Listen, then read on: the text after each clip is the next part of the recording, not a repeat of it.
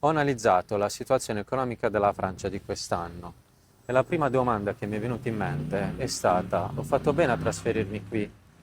Perché quando ti trasferisci in un posto nuovo, guardi sempre le cose positive e non ti poni mai dubbi sull'effettiva realtà del paese. Ecco che è successo anche a me, ma poi passata la luna di miele ho iniziato a interessarmi ai dati economici sia di quest'area dove vivo sia dell'intera nazione, per capire se questo progetto che ho di vivere in lungo tempo qui in Francia possa essere realizzato o debba essere distrutto da qualche crisi.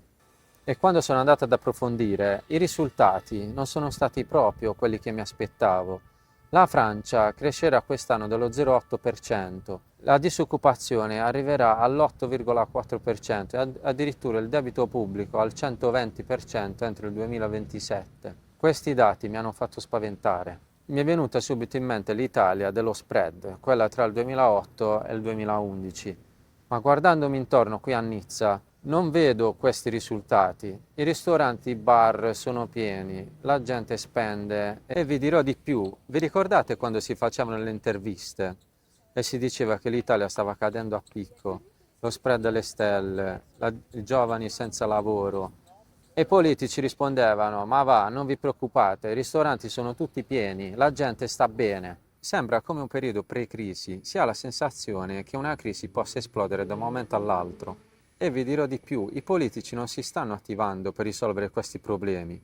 Anzi, c'è uno stallo vero e proprio. Ma allora un expat qui può avere un futuro? Crisi economica in Europa, fino a una decina di anni fa, era associata ai paesi cosiddetti PIGS, cioè Portogallo, Irlanda, Italia, Grecia e Spagna. Ma adesso, qual è la situazione negli altri paesi? Prendiamo la Germania, il paese più stabile per definizione in Europa. Avete sentito la crisi della Volkswagen?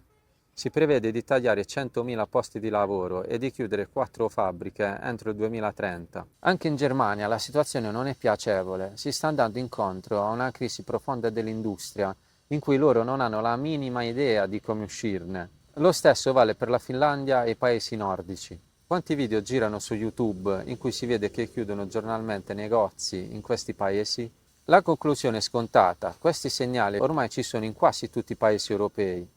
Non esistono più paesi stabili e paesi a rischio, perché in ogni paese ci potrebbe essere una crisi improvvisa. Certo, la Germania è più sicura dell'Italia, è più sicura della Francia, ma questi paesi non ti danno più la certezza che ti hanno dato negli ultimi 50 anni di poterti trasferire lì e poter realizzare un progetto di vita a lungo termine e di successo.